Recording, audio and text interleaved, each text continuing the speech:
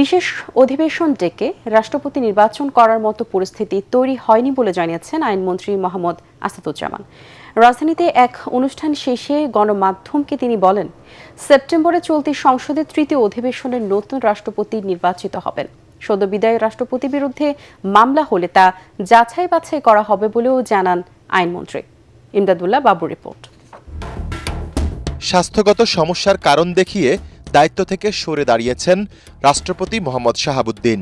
নানা কারণে আলোচিত সমালোচিত দেশের ২২তম রাষ্ট্রপতির পদত্যাগের পর সংবিধান অনুযায়ী এখন ভারপ্রাপ্ত হিসেবে দায়িত্ব পালন করছেন জাতীয় সংসদের স্পিকার হাফিজ উদ্দিন আহমদ।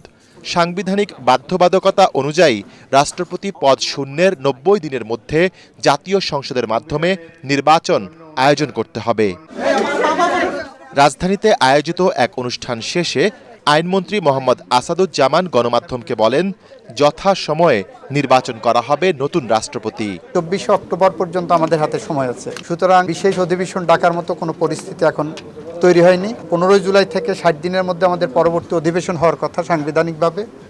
আশা করি সেই অধিবেশনেই এটা নিষ্পত্তি করা সম্ভব হবে। গণ অভ্যুত্থানের পর আওয়ামী লীগ সরকারের সময় নিয়োগপ্রাপ্ত রাষ্ট্রপতি মোহাম্মদ শাহাবুদ্দিনকে অপসারণের জন্য নানা সময় বিভিন্ন কর্মসূচি পালন করেন জুলাই আন্দোলনকারীরা।